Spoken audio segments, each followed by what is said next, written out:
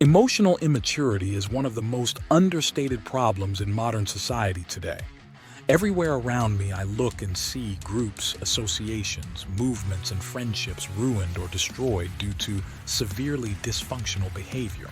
It is common thought that people associate with one another based on core values such as cultural background, politics, and religion. But I've found that none of that matters if the person I'm dealing with is profoundly immature or possesses dysfunctional traits. Crisis investor Doug Casey has his own concept of stupidity that he defines as a tendency to self-destruction. And if we use that definition, I am amazed at the stupidity I continually witness. People who otherwise had a good thing going ruin it over the most trivial of reasons. If you're a masculine geek trying to make friends and build a social circle, it will be the greatest hurdle you'll face. It should be the highest priority because fundamentally it will affect where another man stands on other core values you hold and consider important. What does emotional immaturity look like? Here are some of the big red flags to watch for. 1. They are unable to control their emotions. Are they easily riled up? Does the smallest disagreement make them overly animated and disproportionately upset? If someone insults them, are they willing to let it slide to avoid an unnecessary physical confrontation that pulls you into it? That's what it looks like. They utterly lack the tiniest bit of stoicism. They are addicts to outrage culture and can't let go of things they can't control. Typically, such men use emotional temper tantrums to make those who disagree with them uncomfortable and get them to comply with whatever they're demanding in order to avoid conflict. It's a behavioral trait they likely picked up when they were young, and as an adult, they have no impulse, control. They're high and heavy on the drama because they associate it with getting what they want. This is related to another dysfunctional trait, conflict-driven mindset. Do they love initiating conflict with people both outside and inside the group? Do they actively find ways to argue with others, and when there is nothing actually to argue over, do they argue over a supposed misunderstanding that they probably understood well? Here's something to keep in mind about conflict. It's not bad in and of itself, but all conflicts are fundamentally opportunities to cause damage to something. They have the potential to do harm. If not resolved, they can wreak havoc. They're like a dangerous tool, effective but must be used properly. What some may regard as conflict-avoidant personalities are really men who understand this and therefore refuse to initiate conflict unless it is warned.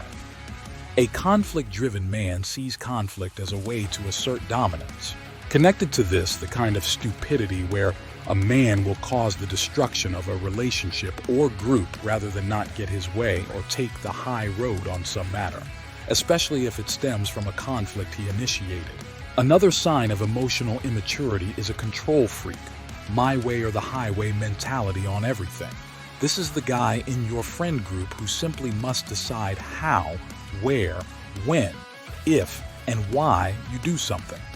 Minor decisions like what bar, rifle range, or mountain to go to devolves into a static trench warfare-like ordeal.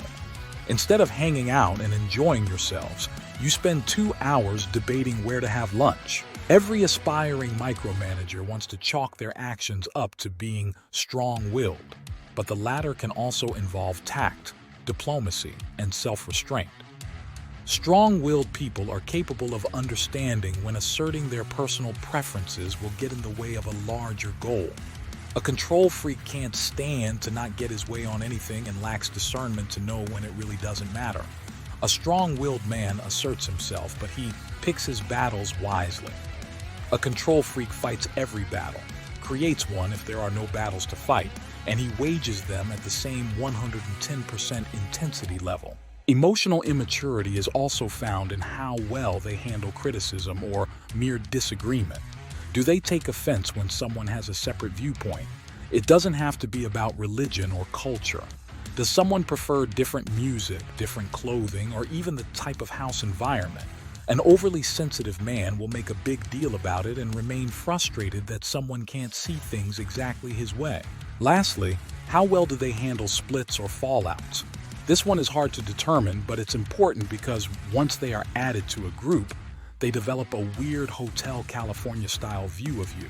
Once you're in their life, you're never out of it, or they make it painful. If you have a falling out and want to go your separate ways, they will not let you walk away peacefully. They will continually try to involve you in their dysfunctional situations. They will drag you into their dramas and feuds. In worst-case scenarios, you become an obsessive fixation, and it is their personal mission to make you miserable. My friends, bring such men into your life at your own peril. Any group that does will not last long. You will be surprised at how quickly and easily their behavior will squash any hope of a board game night, a hike in the woods, a road trip, a meetup at the local cigar lounge, or whatever else you want to do together. Nothing will get done. You won't even be able to lock in a time or day of when to do things. In the more severe cases, they bring their baggage into your lives and their troubles to your front doorstep. The French have saying, "Les mauvais compagnons apportent la mauvaise fortune." Bad companions bring bad luck. So what kind of men do you want in your circle? Men who control their emotions rather than let their emotions control them. They have a healthy view toward conflict. They tactfully speak their mind and aren't passive-aggressive, but they can also handle disagreement. They are hard to offend and easily forget trivial slights or faux pas. They say what they mean and do what they say they will do. They put the interests of the group ahead of their own and know when to compromise for the sake of internal harmony. They can think long-term enough to grasp when a possible fight will at best produce only a Pyrrhic victory. When you're looking at a group to join or create, look for these traits before anything else, because if you don't get this right, none of the rest will matter.